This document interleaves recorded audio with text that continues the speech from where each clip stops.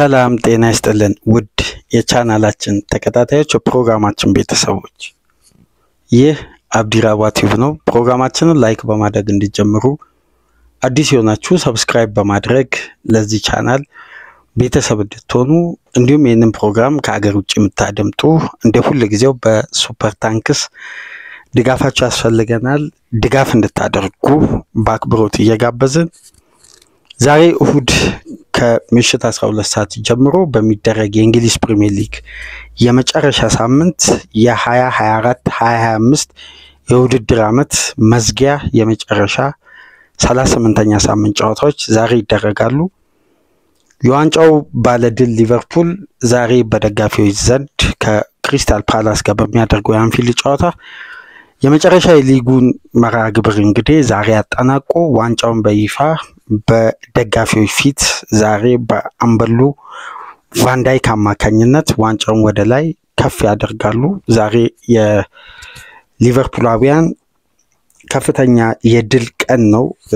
በተለይ ደጋፊው ከዋንጫ ጋር ሴሌብሬት ለማድረግ ትልቁን አጋጣሚ ትልቁን እድል ከ5 ዓመት በኋላ በድጋሚ ከየርገን ክሎፕ ያኔ በኮቪድ ወቅት ሊቨርፑል ከ31 ዓመት በኋላ ዋንጫውን ካሳካ በኋላ ለመጀመሪያ ጊዜ ነው እንግዲህ ከደጋፊዎች ጋር ሊቨርፑል የዋንጫ ድሉን ዛሬ በመጨረሻ ሳምንት የእንግሊዝ ፕሪሚየር ሊግ የመዝጊያ ጨዋታ ሴሌብሬት የሚያደርጉት። ይሄ በሊቨርፑል ደጋፊዎች ዘንድ በጉጉት ሲጠበቅ የነበረው ቀን እንግዲህ በስተመጨረሻ ዛሬ ከምሽቱ 12 ሰዓት ጀምሮ አንፊልድ ደመቅ ብሎ የርገን ክሎፕን አርነ ስሎትን የሊቨርፑል ትላልቅ የቀድሞ ተጫዋቾች አስተዳዳሪዎች ሁሉ በተገኙበት ተጫዋቾችን ተቀብለው ዛሬ እንግዲህ የዘንድሮ የውድድር ዓመት የእንግሊዝ ፕሪሚየር ሊግ ባለድል ክለብ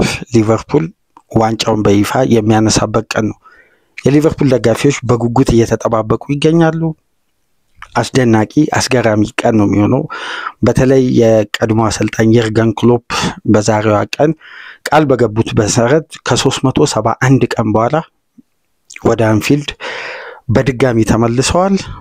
ይሄ ለሊቨርፑል ደጋፊዎች ከየትኛውም ጊዜ በላይ አስደናቂ አጋጣሚ ነው። በአንድ ዓመት ልዩነት እንግዲህ ቡድኑ የዋንጫ ባለድል ሲሆን የርገን ክሎፕን አተው አዝነው የዛሬ ዓመት የነበረው ፊሊንግ ከኛ ቤትም ጨምሮ በጣም ከፍተኛ ሀዘን ነበር። በየርገን ክሎፕ መልቀቅ አብዛኛው የሊቨርፑል ደጋፊዎች የተሰማቸው ስሜት በመላው ዓለም ምናልባት እንደ ሰው ሊለያይ ይችላል እንጂ ስሜቱ አንድ አይነት ነው።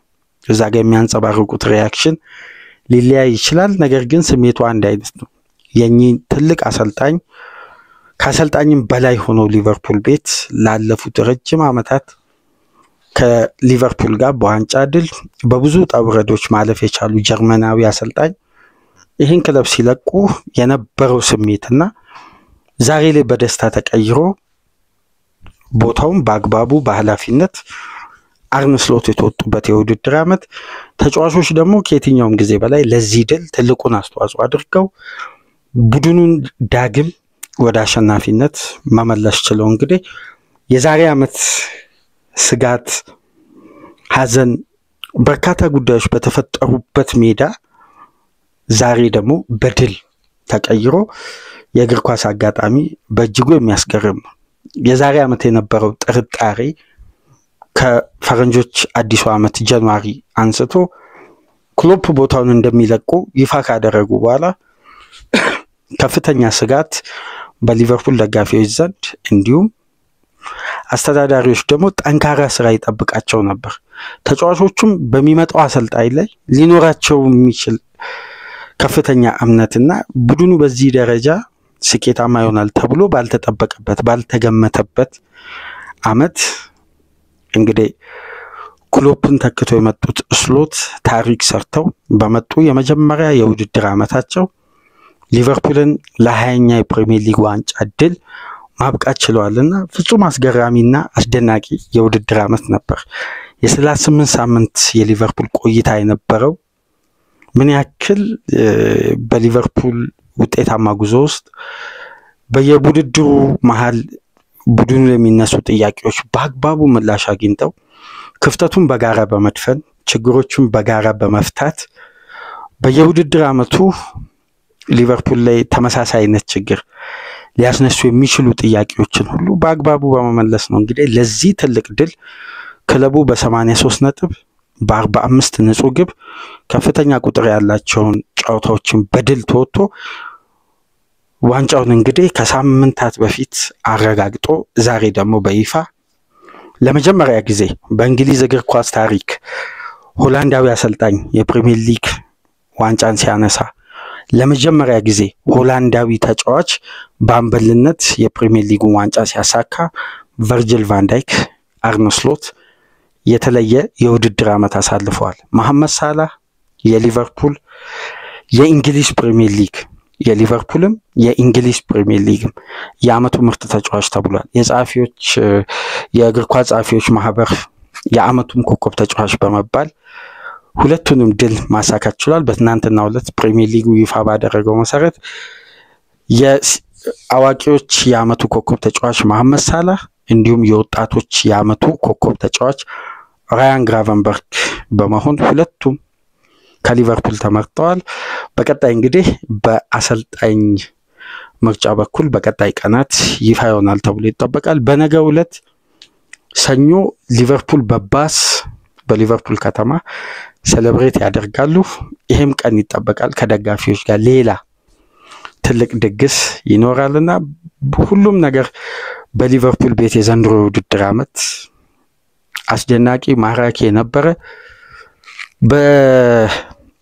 በተጠናቀቀው የውድድር ዓመት የመጨረሻ ጨዋታ የርገን ክሎፕ ከለቀቁ በኋላ እንግዲህ አንድ የክለቡ ሲኒየር ተጫዋች የዘንድሮ የውድድር ዓመት ለሊቨርፑል ስኬት ትልቁ ሚና ሲጫወት የነበረ የዓመቱ ኮከብ ተጫዋች መሐመድ ሳላህ አንድ ጉዳይ በኢንስታግራም እና ኤክስ ገጹ ላይ ይፋ አድርጎ ነበር ጽፎ ነበር። ከዚህ ደጋፊ ጋር ድል ማድረግ ዋንጫ ማሳካት ከደጋፊው ፊት ሴሌብሬት ማድረግ ለዚህ ደጋፊ የሚገባውን ትልቅ ደስታና ይሄን ድል ማስመዝገብ የሁላችንም የቀጣይ የውድድር ዓመት ዓላማ ነው።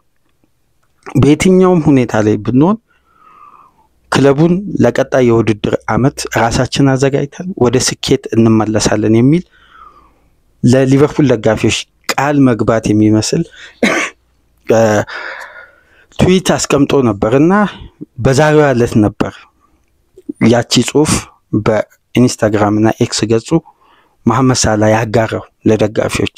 በስተመጨረሻም ይሄን ቃሉ ተጠብቆ እንግዲህ መሐመድ ሳላህ በሱ ጥረት በሌሎች ተጫዋቾች ብርታት በአሰልጣኙ የታክቲክ ብቃት ታግዞ እንግዲህ ሊቨርፑል ለ20ኛ የዋንጫ ድል መብቃት ችሏል። ዛሬ እንግዲህ በይፋ ዋንጫውን በደጋፊው ፊት ዩ ዊል ኔቨር ዎክ አሎን አንፊልድን በከፍተኛ ድምጽ አቅልጠው እንግዲህ ሴሌብሬት ያደርጋሉ።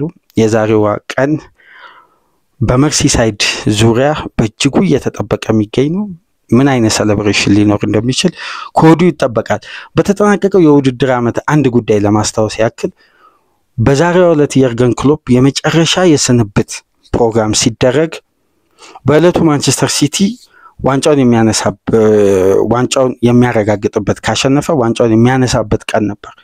ዌስትሃምን አሸንፎ ዋንጫውን ሲያሳካ በስካይ ስፖርት በቀጥታ በሚተላለፍ የቴሌቪዥን ስርጭት በመላው ዓለም አብዛኛው የእግር ኳስ ቤተሰብ የተከታተለው የርገን ክሎፕ ስንብትን ነበር። ከ60 ሚሊዮን ህዝብ በላይ በቴሌቪዥን ስርጭት የተመለከተው የርገን ክሎፕን ስንብት ነው። የሲቲ የዋንጫን ድል የተመለከተው የእግር ኳስ ቤተሰብ በእለቱ ከፕሪሚየር ሊግ ፓኬጅ ተከታታዮች ውስጥ 11% ነበር። 56% የዚህ ስርጭት በመጨረሻ ቀን የተላለፈ የምስል ስርጭት ላይ በተገኘ ሪፖርት አብዛኛው የእግር ኳስ ቤተሰብ የተመለከተው የርገን ክሎፕን ስንብት ነው። ከሊቨርፑል በምን አይነት መልኩ ይሰናበታሉ የሚለው ጉዳይ ለሊቨርፑል ደጋፊዎች ብቻ ሳይሆን ለእግር ኳሱ ቤተሰብም አጓጊ ነበር። ዛሬ እንግዲህ የአጋጣሚ ተቀይሮ በቪአይፒ ቦታ ክሎፕ ተቀምጠው ሊቨርፑል ዋንጫውን ሲያነሳ የዛሬ ዓመት በመልበሻ ቤት ጠንክረው እንዲሰሩ ከሚመጣው አሰልጣኝ ጋር በጋራ ቡድኑን ወደ ተሻለ ስኬት እንዲያበቁ አጠንክሯቸው አበረታተው ነበር ያ መልበሻ ቤት የለቀቁት። እንግዲህ ተጫዋቾችም አላሳፈሯቸውም። የርገን ክሎፕን በዘንድሮ ውድድር ዓመት ከስሎት ጋር በግሩም ሁኔታ ተጉዘው ለዚህ ስኬት በቅተዋል።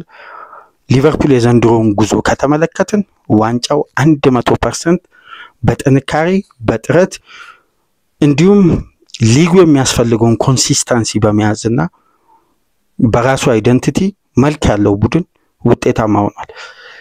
በዘንድሮ የውድድር ዓመት የሊቨርፑል ድል ላይ የሚነሱ የተለያዩ ነጥቦች አሉ። ለምሳሌ ሊቨርፑል የመጀመሪያ 10 ጨዋታ ውስጥ ባደረጋቸው እንቅስቃሴ ባስመዘገበው ውጤት ስለ ተፎካካሪ ክለቦች ጥንካሬ ነበር የሚነሳው። በጊዜው ሊቨርፑል አብዛኛው ክለቦች ከወገብ በታች ስለነበሩ ወደ ኖቬምበር ዲሴምበር አካባቢ ሊቨርፑል መገምገም ይሻላል የሚል ፈርስት ስቴጁን የለዩት የነበረው የሊቨርፑል ጠንካራ ፊክስቸር ሲጀምር የስሎትን ቡድን መገምገም ይቻላል። አሁን ላይ ግን ሊቨርፑል በሚያስመዘገበው ውጤት እስከ መጨረሻ ድረስ ይሄዳል ተብሎ አይጠበቅም ሲባል ነበር። እንደውም አንድ ምናስታውሰው ሪፖርት አለ ከኦፕታ ይወጣ። በጊዜው ሊቨርፑል በመሪነት ተቀምጦ ዋንጫውን የማሸነፍ እድሉ በፐርሰንት ሲሰላ የነበረው 9.8 ነው በመጀመሪያ 10 ጨዋታ። ከዛም በኋላ የሊቨርፑል ጠንካራ ፊክስቸር ከሻምፒየንስ ሊግ እና ከተደራራቢ ጨዋታ እንዲሁም ከሊግ ካፕ ጨዋታዎች ጋር ሆኖ 11 ጠንካራ ጨዋታ በተከታታይ ከሜዳውም ውጪ የሚያደርገው ፊክስቸር ላይ ሲደርስ አሁን የስሎት ሊቨርፑል የሚንሸራተትበት ወይም የሚወድቅበት ጊዜ ነው በማለት በወቅቱ የተለያዩ ጋዜጠኞች እንዲህ አይነት ከጨዋታ ቀደም ብሎ የሚሰጡት ትንበያ ነበር።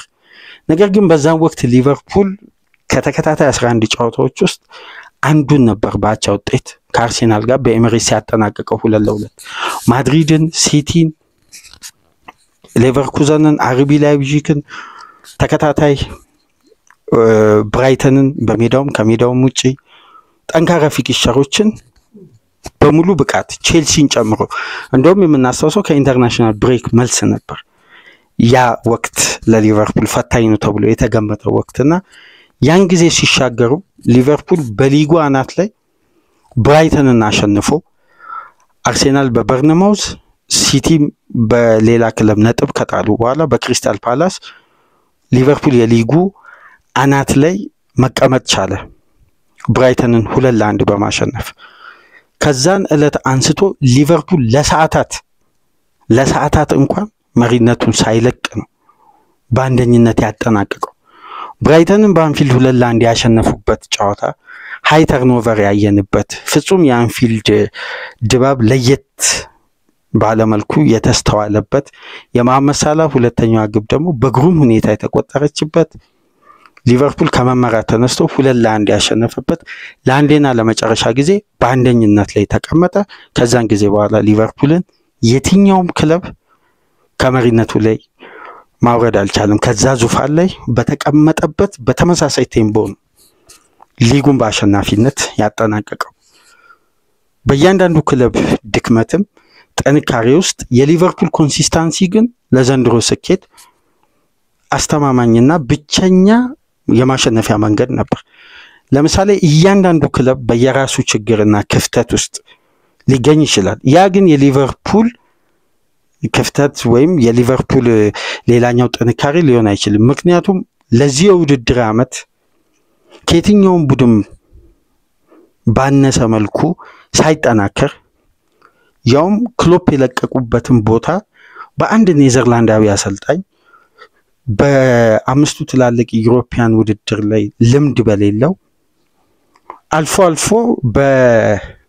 በዩሮፒያን ውድድር ላይ ፌኖርድን ይዞ አንድ ጊዜ በዩኤፋ ኮንፈረንስ ሊግ ፍጻሜ ከጆዜ ሮማ ጋር በመድረስ የጆዜን ሮማ አሳማኝ በሆነ መልኩ የጨዋታ ብልጫ ወስዶ ነገር ግን በዛኔሎ ብቸኛ ግብ ተሸንፎ ዋንጫውን ያጣ ቡድን አሰልጣኝ የሆነ ስሙ በአብዛኛው በሚዲያው ዘንድም ሲወራለት ያልሰማ ነው።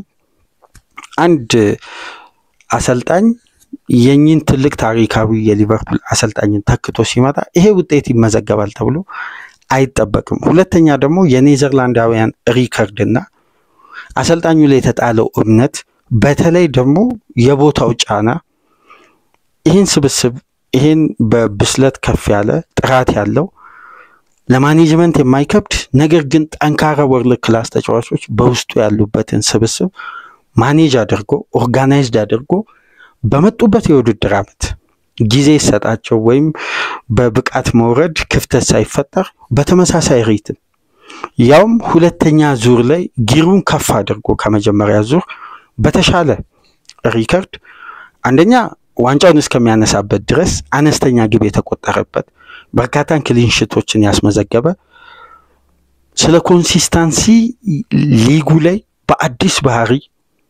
በአዲስ ያጫወት መንገድ ከየርገን ክሎፕ ያጫወት ስልት ወጣ ባለ የተቀየረ በርካታ ነጥቦች አስመዝግቦ ነው እንግዲህ ዋንጫውን ድል ዛሬ ላይ ለማሳካት እንግዲህ ከደጋፊው ጋር አብሮ ሴሌብሬት ለማድረግ የበቃው። አንድ ጉዳይ ለማንሳት ሊቨርፑል በየትኛውም ነጥብ ዋንጫውን ሊያነሳ ይችላል። የዛሬውን ጨዋታ ካሸነፈ 86 ነጥብ ከዚህ በፊት ሻምፒዮን የሆነ ክለብ ምን ያክል ነጥብ በነገራችን ላይ የነጥቡ ጉዳይ በትልቁ መወያያ ሊሆን የሚገባው እስከ ቶትናሙ ጨዋታ ድረስ ነው። ምክንያቱም የቶትናሙ ጨዋታ የዋንጫ ጨዋታ ነበር ለሊቨርፑል ዋንጫውን የሚወስንበት ዋንጫውን የሚያሳካበት እዛ ጨዋታ ላይ ነጥብ ቢታጣ ተጨማሪ ነጥብ የሚያገኝበትን ጨዋታ መጠበቅ ይኖርበታል። በየትኛውም ቡድን መሸነፍ ሊቨርፑል ዋንጫ አላነሳም። በራሱ ጥንካሬና በራሱ ውስጣዊ አቅም ከስሎት ጋር በመሆን የዘንድሮ ዋንጫ ማሳካት የቻለው። አሁን በሊቨርፑል ድል ላይ የሚነሱ ይሄ እግር ኳሳዊ ያልሆኑ ምክንያቶች አሉ። የሌላው ክለብ ድክመት ለዛ ክለብ ነው መድከሙ እንጂ ለሊቨርፑል ሊሆን የሚችል አዲስ ጥንካሬ ወይም የራሱን አቅም አውጥቶ እንዳይጠቀም ሊቨርፑል ቀስ ብሎ ወይም ዘና ብሎ እንዲጫወት አያደርገው። ነገር ግን የመጨረሻ ጨዋታ ሊቨርፑል በሊጉ ሽንፈት እስከሚያስተናግድ ድረስ ማለት ዋንጫውን ከማሳካቱ ቀደም ብሎ በፕሪሚየር ሊግ አራተኛ ሳምንት በኖቲንጋም ፎረስት በአንፊልድ ሽንፈት ካስተናገደ በኋላ ለ26 ተከታታይ ጨዋታ ያለምንም ሽንፈት ከነዚህ 26 ጨዋታዎች ውስጥ 20ውን በማሸነፍ ስድስቱን አቻ የወጡበት መንገድ ደግሞ በተለያየ ዕለታዊ ምክንያቶች አንድም ጨዋታ ሽንፈት ሳያስተናግድ ያውም የተወሰኑ ጨዋታዎች ላይ በጎዶሎ ጨዋታን እያደረገ በጥንካሬው በራሱ አይደንቲቲ እንጂ በዚህ ሊግ አንድ ክለብ ለ26 ተከታታይ ጨዋታ ባለመሸነፍ ሪከርድ ውስጥ የሚጓዝ ከሆነ የዛ ቡድን ጥንካሬ ነው እንጂ የሌሎች ቡድኖች መዳከም ይሄን ቡድን በተለየ ሁኔታ ሊያጠነክረው የሚችል አንድ ሌላ ግፊት ይኖራል ተብሎ አይጠበቅም። ስለዚህ የእያንዳንዱ ክለብ መዳከም የራሳቸው ውስጣዊ ክፍተት ወይም ይሄ ቡድን ራሱን ማጠናከር ባለበት ዲፓርትመንት አጠናክር ያለው ብሎ በዝውውር መስኮቱ ላይ የተለያዩ ተጫዋቾች ወደ ስብስብ አካቱ።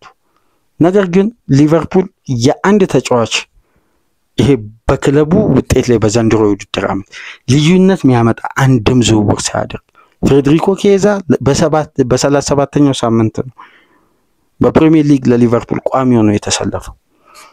ነገር ግን ሊቨርፑል ቤት የተደረጉ ራሱ ታክቲካል ለውጦች ሽፍት ያደረጉ የታክቲክ ባላንሶች ራሱ በቡድኑ ውጤት ላይ ተጽዕኖ ይፈጥር ነበር። ምክንያቱም የዚህ ቡድን መስረታውም ግንባታው ለረጅም ጊዜ ተጠንቶ የመጣበት ሙድ ኢንቴንሲቲ ፉትቦል ነው።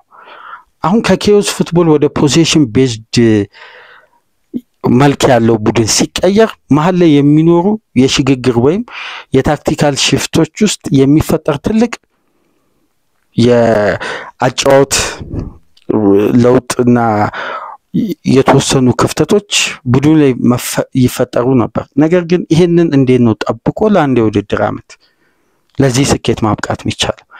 ስለዚህ የዚህ ቡድን ግንባታ መሰረት ያለው በአይደንቲቲው ላይ የታክቲክ ለውጦች ነው የተደረጉት።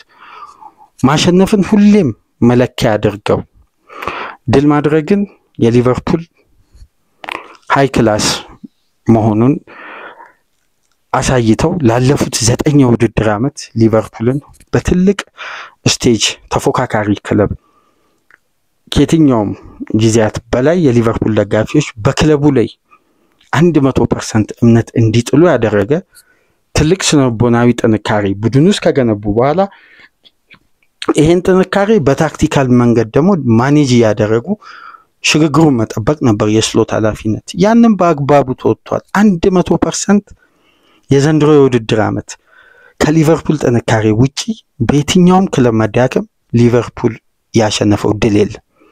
በራሱ ጥንካሬ በራሱ ውስጣዊ አቅም። ምክንያቱም አንድ ቡድን በሌላው ክለብ መዳከም ድል ማድረግ ቢችል ኖሮ ኮንሲስተንሲ ሊቨርፑል ላይ አይታይም። ምክንያቱም ያ ቡድንም ክፍተት በተፈጠረበት ቁጥር ሊቨርፑል ላይም ይሄ ክፍተት ሊፈጠር ይገባል የራሱ ጥንካሬ ባይኖር። ለምሳሌ ሊቨርፑል ካሉት የዘንድሮ የውድድር ዓመት ትላልቅ ጥንካሬዎች ውስጥ የተጫዋቾች የፊዚካል አፒሪያንስ ከየትኛውም ጊዜ በላይ ጎልብቶ መታየቱ፣ ሁለተኛ ደግሞ የተጫዋቾች ጤንነትና ለእያንዳንዱ ጨዋታ በአማካይ ከምርጥ 11 ውስጥ 9 ተጫዋቾች ፊት መሆናቸው ከየትኛውም ስብስብ በላይ ይሄ የሊቨርፑል ትልቁ ጥንካሬ። ይሄን ደግሞ ማኔጅ ማድረግ ትልቁ ኃላፊነት የቡድኑ ኮቺንግ ስታፎች ናቸው። ስለዚህ ይሄ ጥንካሬ ያለው ሊቨርፑል ውስጥ ነው። ለኮንሲስተንሲ ደግሞ አንደኛው መነሻ ተጫዋቾች ለእያንዳንዱ ጨዋታ ብቁ መሆን መዘጋጀት፣ በዛ ኮንሲስተንሲ ደግሞ እንዲዘልቁ ለእያንዳንዱ ጨዋታ የሚሰጠው ትኩረትና የአሸናፊነት ስነልቦና ለ38 ሳምንት በወጥነት ዋንጫውን ለማሳካት ይሄ አቅም ይሄ ኤነርጂ ያስፈልጋል። ይሄ ከመጀመሪያው ቀን ጀምሮ በሊቨርፑል ባህሪ የሚታይ ነበር።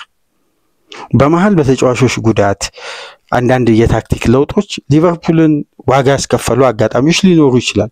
ግን በዛ ውስጥ ቡድኑ ከነጥብ መጣል ላይ ቶሎ ሪከቨር አድርጎ ወደ አሸናፊነት የሚመለስበት መንገድ ራሱ በልዩነት የሚነሳ ነበር። የፔፕ ጋርዲዮላ ማንቸስተር ሲቲ በደርሶ መልስ በአንድ የውድድር ዓመት በሊጉ 4 ግብ በማስቆጠር ምንም ግብ ባለማስተናገድ 6 ነጥብ በማግኘት አሳምኖ አሸንፈው የሊጉን ዋንጫ ማሳካት የቻሉት። ስለዚህ በሊቨርፑል ውስጥ ያሉ ጥንካሬዎች ሌሎች ክለቦች ባለመያዛቸውና በወጥነት በዛ ዙሪያ አለመስራታቸው ያንን ክለብ ሊያዳክም ይችላል።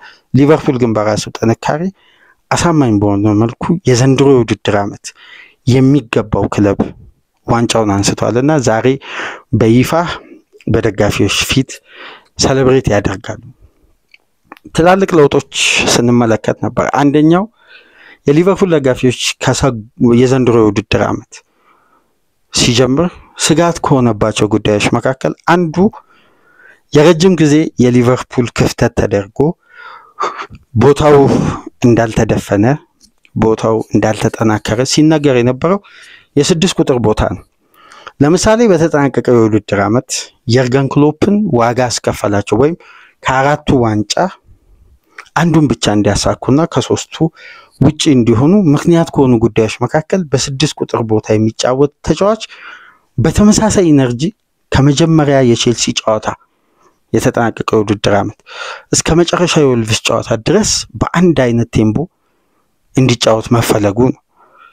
ማካሊስተር አብዛኛውን የሊግ ጨዋታ በዛ ፖዚሽን ላይ እንዲጫወት ተደረገ። ኤንዶ ደግሞ ከተወሰኑ ጊዜያት በኋላ በቋሚነት ያንን ቦታ አገለገለ። ነገር ግን ለወጥነት ለድል ሻምፒዮን ለመሆን ከሚያስፈልጉ ጉዳዮች መካከል ደግሞ የተጫዋቾች የጤንነትና የብቃት ኢነርጂ ለእያንዳንዱ ጨዋታ በተመሳሳይ መንገድ ማድረግ ነው።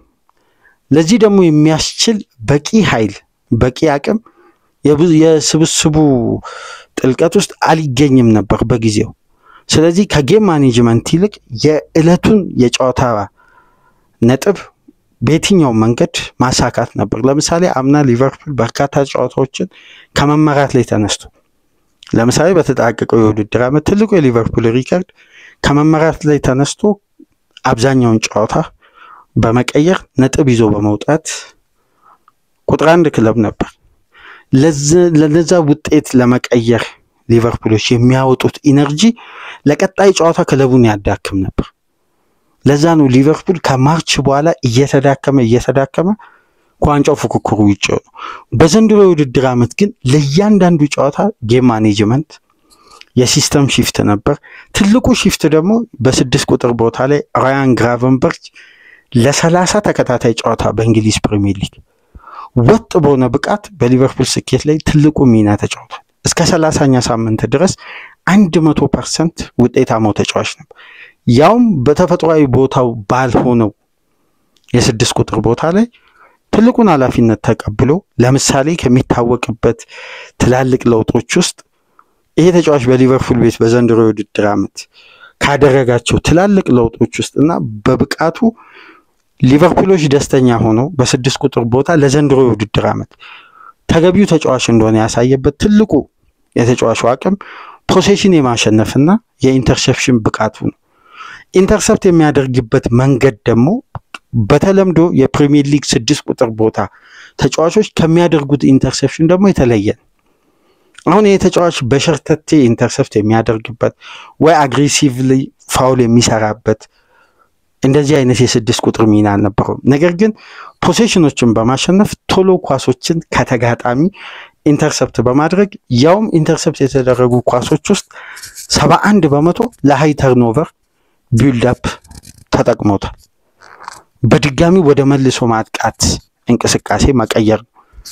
እነዚህ ሁሉ ጥያቄዎች የውድድር ዓመቱ ሲጀምሩ ሊቨርፑል ቤት ነበር።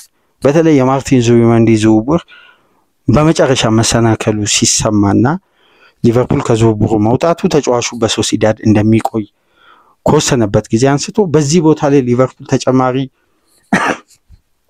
አማራጮችን እየተመለከተ አይደለም በሚል ከፍተኛ ቅሬታ በነ ሪቻርድ ሂውዝም በሲኢኦም በማይክል ኤድዋርድም ዘንድ ሲነሳ ነበር በእነዚህ ኃላፊዎች። ነገር ግን ይህንን ክፍተት እንኳን በተፈጥሮ 8 ቁጥር ወይም ዲፕ ላይን ፕሌይሜከር ሆኖ የሚጫወት ትልቁን ኃላፊነት በ6 ቁጥር ቦታ ተሰጥቶት ሚናውን 100% በውድድር ዓመቱ ተወጥቶ ያውም ተደራራቢ ጨዋታ በፕሪሚየር ሊግ በሻምፒየንስ ሊግ በተለይ ደግሞ በካራቦ ካፕ የመጨረሻ ከኳርተር ፋይናል ጀምሮ ባሉ ጨዋታዎች በቋሚነት ይሄ ተጫዋች በወጥነት ሊቨርፑልን ከጉዳት በራቀ መልኩ እንደምታስታውሱት በዘንድሮ የውድድር ዓመት ከሊቨርፑል ተጫዋቾች ሜዳ ውስጥ በርካታ ደቂቃ የቆዩት ቫን ዳይክ፣ ሳላ ከነሱ በመቀጠል ራያን ግራቨንበርች። አምና ግን በፕሪሚየር ሊግ ቋሚ ሆኖ መጀመር የቻለው 12 ጨዋታ ነው።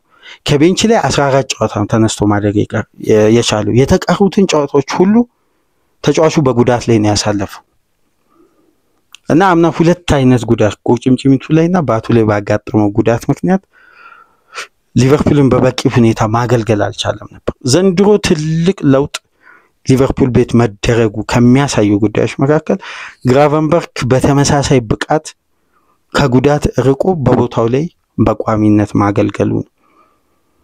ሪስክ ያላቸው እንቅስቃሴዎች አሉ። ሊቨርፑል ላይ ጫና ሲፈጠሩ ትላልቅ ክለቦች ጋር በሚደረግ ጨዋታ የዚህ ተጫዋች በልዩነት በሜዳ ውስጥ የሚያደርገው እንቅስቃሴ የሊቨርፑል የማሸነፊያ መንገድ ነበር። ለምሳሌ በዚህ ፖዚሽን ላይ የተጫወተ አነስተኛ ካርድ የተመለከተ ከቅጣት ራሱን አርቆ ከቀይ ካርዶች ራሱን አርቆ በወጥነት ነው ቦታውን ሲያገለግል የነበረውና ለሊቨርፑል ድል ከሚነሱ ጉዳዮች መካከል ትላልቅ ጥንካሬዎች አሉ። የለውጡ ግን ትልቁ ማሳያ የራያን ግራቨንበርች የፖዚሽንና የታክቲክ ለውጥ የተከላካዩ ወደ ኋላ ፈግፍጎ የመከላከልና ሊቨርፑል ከሚጫወትበት ሃይ ላይን ሃይ ፕረስ እንቅስቃሴ ይልቅ ወደ ሎ ብሎክ ራሱን በመከላከሉ በኩል አጠንክሮ የአማካዮች የወርክ ሬት ስራ ከፍ ብሎ አጥቂው ክሊኒካል ሆኖ በተለይ መሐመድ ሳላ ገዳይ በሆነበት የውድድር ዓመት ይሄ ስኬት የሊቨርፑል ማሳያ ሆኖ ነው የተጠናቀቀው። 28 ግብ 18 ግብ የሆነ ኳስ እስከ 38ኛ ሳምንት ድረስ ዛሬ እንግዲህ ጎል ያስቆጥር አሲስት ያድርግ ጨዋታውን እንመለከታለን። የሳላ ሪከርዶች ለ13 ተከታታይ ጨዋታ ግብ ያስቆጠረ በ8 ጨዋታዎች ደግሞ ግብም አስቆጥሮ ግብ የሆነ ኳስ አመቻችቶ ያቀበለ የማጥቃቱን ዲፓርትመንት በአግባቡ ሲመራ የነበረው ሳላ በውድድር ዓመቱ 56 ግብ ላይ በሁሉም ውድድሮች ተሳታፊ መሆን የቻለ አስደናቂ የውድድር ዓመት በሊቨርፑል ቤት በእግር ኳስ ታሪኩ አድርጎት የማያውቀውን ትላልቅ ሪከርዶችን ያሳካበት የውድድር ዓመት ሲሆን የዚህ ቡድን አይደንቲቲ ምን ያክል ጠንካራ እንደሆነና ሽግግሩ በጤናማ መልኩ መካሄዱን የዛሬው ስኬት በቂ ማሳያ ነው። ከሰሞኑን የሊቨርፑልን ስኬት ለማስቀጠል ቡድኑ ውስጣዊ ሙጫዊ ጥገናዎች ላይ ትኩረት አድርጓል። ሊቨርፑሎች ደጋፊዎች ተጫዋቹ የተለያዩ የክለቡ ተወካዮች በሴሌብሬሽን ላይ ያሉ የክለቡ አስተዳዳሪዎች ግን በራሳቸው ስራ ተጠምደዋል። ይህን መረጃ አብዛኛው የእግር ኳስ ቤተሰብ በተለይ የሊቨርፑል ደጋፊዎች በጉጉት እየጠበቁ ነው። ቅዳሜና እሁድ የስራ ቀን አለመሆኑን ደግሞ ከግምት ውስጥ ማስገባት አለብን። ነገር ግን ክለብ ከክለብ ጋር ድርድር ይኖራል። በጥገናዊ ለውጡ ላይ ሊቨርፑል የሚሸኛቸው ተጫዋቾች ይኖራሉ። የሚያስፈርማቸው ደግሞ ምናልባት ከ4-5 በበለጠም ተጫዋች ሊያዘዋውር ይችላል። ከወዲሁ እንግዲህ የጀርሚ ፍሪምፖንግን ዝውውር አጠናቀው ይፋ ለማድረግና ይፋዊ ፍቃድ ለማግኘት ጁን 1 ይጠባበቃሉ። ከዛ በኋላ እንግዲህ በተከላካይ ዲፓርትመንቱ በኩል የሜሎስ ኪርኬዝ ከነገ ጀምሮ በስራ ቀን የሚጀመረው ይፋዊ የድርድር ሂደት መቋጫ ይገኝለታል ተብሎ ይጠበቃል። በዋነኝነት ግን ሊቨርፑሎች መስማት የሚፈልጉት ስለ ፍሎሪያን ዊትዘን ይህን ፕሮግራም እስከማሰናዳበት ሰዓት ድረስ ያለው ትክክለኛ የተጣራ መረጃ ሁለቱ ክለቦች በአከፋፈል ስርዓት ላይ ድርድር እያደረጉ ነው። መጨረሻ ላይ ይህን ፕሮግራም ወደ እናንተ ለማድረስ መቅዳት ከመጀመሪያ ቀደም ብሎ ያየሁት መረጃ ግን በዚህ የዝውውር ሂደት ላይ ሌቨርኩዘኖች ተጫዋች እንዲካተት የሊቨርፑል ኃላፊዎችን ጥያቄ አቅርበዋል እና ያ ተጫዋች ማን ይሁን ምን ይሁን ብዙም የተረጋገጠ ነገር የለም። ነገር ግን ሃርቪ ኤሊየት ሊሆን ይችላል የሚሉ ግምቶች በስተዋል እና የሃርቪ ኤሊየት ደግሞ በዚህ ዝውውር ላይ መካተት ሊቨርፑል ትልቅ የዝውውሩን አቅም ለሌላ ተጫዋች የሂሳብ አከፋፈል ስርዓቱን ለማደራጀት ትልቅ ልዩነት ይፈጥርለታልና ለሊቨርፑል ምቹ አጋጣሚ ነው የሚል መረጃ ተመልክቻለሁ። ነገር ግን ይሄ ዝውውር 100% የመጠናቀቅ እድሉ አሁን ላይ እየተረጋገጠ መጥቷል። አከፋፈሉና የዝውውር ሂደቱ የኮንትራት ማፍረሻው ሊቨርፑሎችን ከ100 ሚሊዮን ዩሮ በላይ በተጫዋቹ ዙሪያ ኢንቨስት እንደሚያደርጉ የተረጋገጠ ጉዳይ ነው። ነገር ግን 100 ሚሊዮን ዩሮ በላይ የሚከፍሉትን የክፍያው ሂደት በምን አይነት መልኩ እንደሚከፈል ነው ሁለቱ ክለቦች እየተደራደሩ ያሉት። ስለዚህ ይሄ ጉዳይ ደግሞ በስራ ቀን ይፋዊ የዶክመንት ልውውጥ ሲኖር ይፋ ይደረጋል። አሁን ላይ ግን ባለው ለሊቨርፑል ደጋፊዎች ትልቅ መረጋጋት የሚፈጥረው ማክሲ አይባር የሚባለው የባየር ሙኒኩ ስፖርቲንግ ዳይሬክተር ለሃንሲ በአሳወቀው መሰረት ፍሎሪያን ዊትዘን ወደኛ መምጣት እንደማይፈልግ በባየር ሌቨርኩዘንም መቆየት እንደማይፈልግና በፍጥነት ከኔሽን ሊግ ጨዋታ ቀደም ብሎ ወደ አንፊልድ መዘዋወር እንደሚፈልግ በቀጥታ ነግሮኛልና ተጨማሪ ፕላኖች ላይ ብናተኮር ይቻላል። ፍሎሪያን ዊትዘን ወደኛ የመምጣት እድሉ 100% አክትሟል ብሎ ለዋናው ሲኢኦ አሳውቋቸዋል። ይሄ ሲኢኦ እንግዲህ በትናንትናው ዕለት የቡንደስሊጋ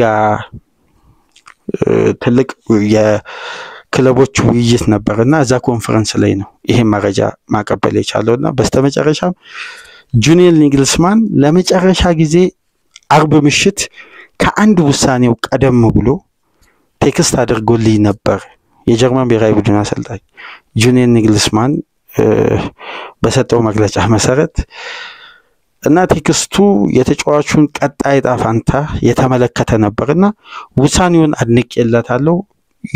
በውሳኔው የሚያገኘው ኤክስፒሪየንስ እና የተለያዩ ጉዳዮች የዊትዘን አቅም አውጥቶ ለማሳየት በጀርመን ብሔራዊ ቡድን በቋሚነት ረጅም ጊዜ ለመጫወት የተጫዋቹ የራሱን ምቾት ቅድሚያ ሰጥቷልና የተጫዋቹን ውሳኔ ማክበር ያስፈልጋል። እስቲ የሚሆነውን እናያለን የሚል አስተያየት ሰጥቷል። ይሄ ማለት እዛ ጋር ሊቨርፑልን ባየር ሙኒክን ብሎ አልገለጸም። ነገር ግን እንደነ ፋብሪዚዮ እንደነ ዴቪድ ኦኖሪስት ዘገባ ከሆነ በቀጥታ ወደ ሊቨርፑል መዘዋወር እንደሚፈልግ ለሌቨርኩዘኖችም ለባየር ሙኒክም አሳውቋል። በተጫዋቹ ዙሪያ ያለው ድርድር የተጠናቀቀው አርብ ምሽት ነው። 10 ሚሊዮን ፓውንድ በአመት ያገኛል። ከ220,000 ፓውንድ በላይ ሳምንታዊ ደሞዝ እንደሚያገኝ በኮንትራት ውሉ ላይ ተስማምተው ተጫዋች ከክለብ ጋር የሚያደርገው ድርድር ተጠናቋል። ክለብ ከክለብ ጋር እንግዲህ በአከፋፈል ስርዓትና ለተጫዋቹ ባየር ሌቨርኩዘን የሚፈልገውን ዋጋ ሊቨርፑል የሚከፍልበት ስትራክቸር ነው እየተጠበቀ የሚገኘው። ስለዚህ የዝውውር ምናልባት ዛሬ እሁድ ምሽት ወይም ቀደም ብሎ የመጠናቀቁ እድል በእጅጉ እየሰፋ ነው የመጣው። ምሽት ላይ የፋብሪዚዮን ቪዲዮ ከተመለከታችሁ ደግሞ ሁሉም ነገር ከታሰበለት በላይ በፍጥነት እየተጓዘ ነው። የሊቨርፑል ደጋፊዎች እንደውም ተዘጋጁ እያለ ሻራ ነበር። ሂዊጎ ፖድካስት ላይቭን ከተመለከታችሁና ከነ ቤን ጃኮብስ ጋር በነበረው ቆይታ በእንግሊዝ የሚገኙ የሊቨርፑል ደጋፊዎች በመላው ዓለም ለሂዊጎ ቢዘጋጁ አሪፍ ነው፣ አሁን ላይ መዘጋጀት ይችላሉ፣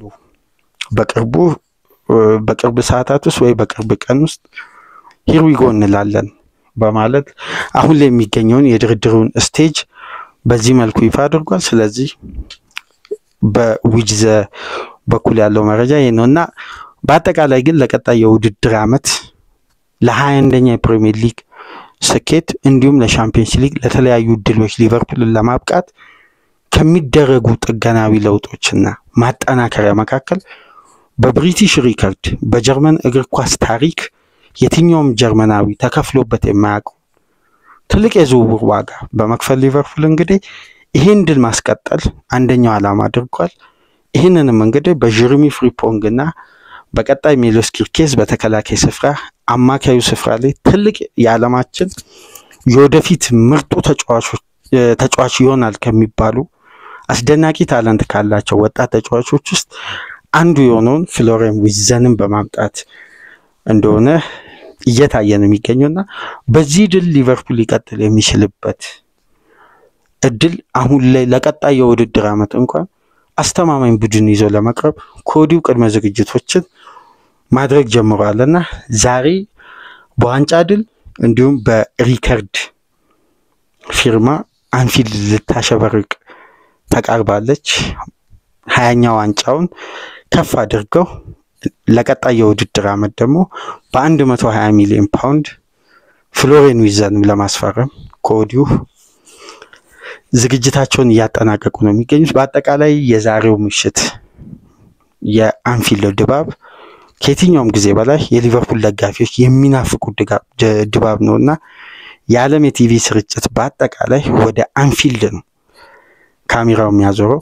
በነገራችን ላይ በዛሬው ዕለት በእንግሊዝ ፕሪሚየር ሊግ ትልቅ ድራማ ልንመለከት እንችላለን። ከዚህ ፕሮግራም በመቀጠል ሰፋ ባለ መልኩ እንደዚህኛው ፕሮግራም ይዘንላችሁ የምንመጣው የቶፕ 5 ደረጃን ይዞ ለማጠናቀቅ የሚደረግ ፉክክር ነው። ከ3ኛ እስከ 7ኛ ደረጃ ያለው ክለብ የመግባት እድል አለው። ከ3ኛ እስከ 5ኛ ደረጃ የሚገኙ ክለቦች እድላቸውን በራሳቸው ነው የሚወስዱት። 6ኛ እና 7ኛ ላይ የሚገኙ ክለቦች ግን አሸንፈው የሌላውን ውጤት ይጠብቃሉ። በጣም ድራማ ልናይ እንችላለን። እንደምታውቁት ላለመውረድ በሚደረግ ፉክክር ላይ ከፍተኛ የሆነ የመጨረሻ ቀን ድራማ አይተናል። ከዚህ ቀደም ብዙ ውጤቶች ሲቀየሩ ዛሬም እንዲህ አይነት ለቶፕ 5 ለሻምፒየንስ ሊግ ቦታ ይዞ ለማጠናቀቅ ከማንቸስተር ሲቲ፣ ኒውካስል፣ ቼልሲ፣ አስቶን ቪላ፣ ኖቲንጋም ፎረስት ጠንካራ ፊልም ያደርጋሉ። ይህንንም በተመለከተ ፕሮግራም ይዘንላችሁ እንመጣለን። በትናንትናው ዕለት በእንግሊዝ ቻምፒየንሺፕ የጥሎ ማለፍ ጨዋታ ሼፊልድ ዩናይትድን ሰንደርላንድ በማሸነፍ ከ8 ዓመት በኋላ ወደ ፕሪሚየር ሊግ መመለስ ችሏል። ሰንደርላንድ እንግዲህ 2-1 በፕሌይኦፍ ሼፊልድን አሸንፎ ወደ ፕሪሚየር ሊግ 2025-26 የውድድር ዓመት ሶስተኛ ክለብ ሆኖ ሊድስ እና በርንሌን ተከትሎ ማደጉን አረጋግጧል።